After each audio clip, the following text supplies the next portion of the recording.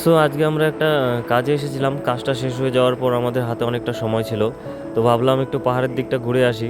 তো সেই জন্য বাইক নিয়ে বেরিয়ে পড়েছি আমি আর আমার বন্ধু। তো সানসেট হওয়ার টাইমটা ছিল, একটু পরে সানসেট হবে। আর এই মুহূর্তে পরিবেশটা এত সুন্দর লাগছে, সামনে সূর্য দেখা যাচ্ছে, পাশে ক্যানেল আছে, ক্যানেলের পাশে রাস্তা দিয়ে যাচ্ছি আমরা। মানে পাশটা দেখো ভাই সাব, একদম মানে what are nature, very good, wow awesome. সেই রাস্তা, হ্যাঁ। তো ক্যানেলের রাস্তাটা শেষ করার পর আমরা ঢুকে গেলাম কাটামবাড়ি। শর্টকাট একটা ছিল রাস্তা, ওটা দিয়ে একদম যেটা উদলাবাড়ির জন্য ওঠে, উদলাবাড়ির ওই দিক দিয়ে, তো সেই রাস্তাটা চলে আসছি। তো চারপাশটা এত সবুজ লাগছিল, মানে কি বলবো, মনটা জুড়িয়ে যাচ্ছিল। আর এটা চোখের জন্য ভালো, মনের জন্য ভালো, মানসিক শান্তির জন্য ভালো, সব মানে একবার আসলে তোমরা বুঝতে পারবে যে কত শান্তি আছে এই ফরেস্টের মধ্যে। Feel the chill bro, feel the thrill. Bison bison हमारे रास्ते पे बाइसोन आ गया। ये तो मोहिश निकल गया रे बाबा, ये तो भैंस निकल गया। धोखा। बड़ा हरामी हो बेटा।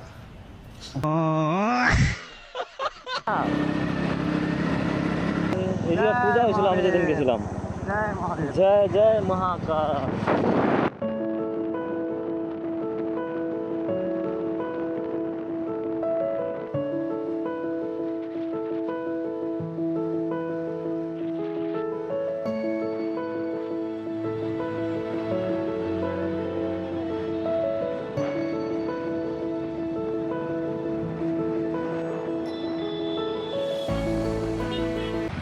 ओ मैंने झुकते पलकों के सिवा मेरा तराना, मैंने झुकते पलकों के सिवा मेरा तराना।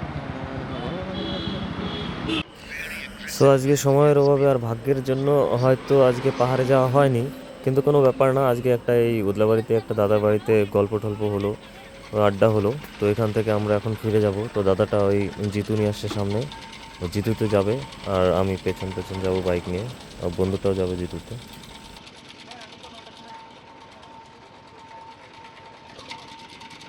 সো লেটস গো, যাওয়া যাক এখন। তো চলো। তো রওনা দিয়ে দিলাম উদলাবাড়ি থেকে জলপাইগুড়ির উদ্দেশ্যে। আর তোমরা যদি কেউ নাইটে রাইড না করে থাকো, তাহলে নাইটের রাইডের মজাটা পাবে না। কারণ নাইটে থাকবে না কোনো এক্সট্রা গাড়ি, এক্সট্রা শব্দ, extra noise, extra pollution, nothing is here to disturb you.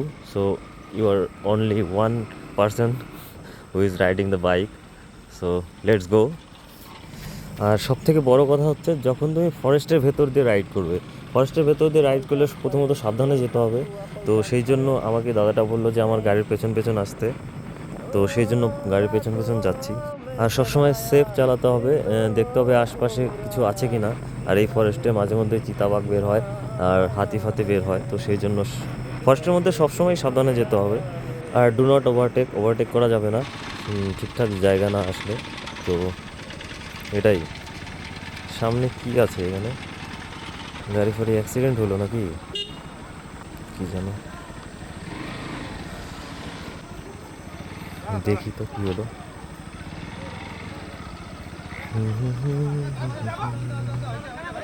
অ্যাক্সিডেন্টই হয়েছে মনে হয়।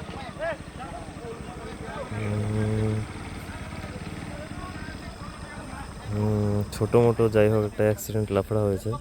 এখানে লোকাল পাবলিক আর কি যেতে দিচ্ছে না, একটা সামনে কার আছে, তো হয়তো কারটাকে এখন যেতে দিচ্ছে।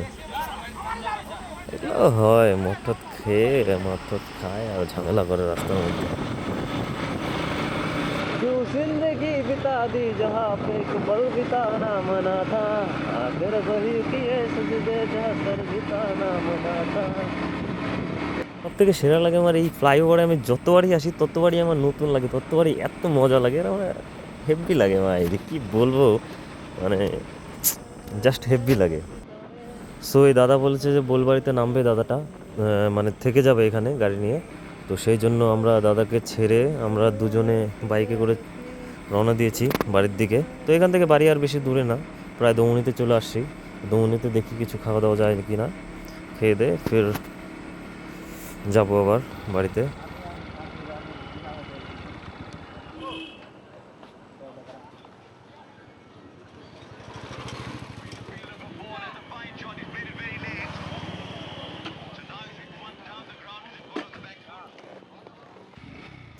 সো এখানে খাওয়া দাওয়া করে নিলাম, একটু পেট পুজো করে নেওয়ার পর এখন বাড়ির দিকে রওনা দিব।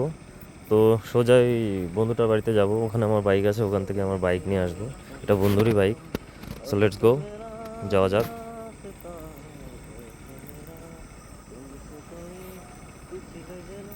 আর তোমরা যদি এই পর্যন্ত ভিডিওটা দেখতে থাকো তো সবাইকে অবশ্যই ধন্যবাদ, থ্যাংক ইউ, ভালো থাকবে। আর এই যে বন্ধুর বাড়িতে চলে আসছি। চেন্নাই হারে গেল।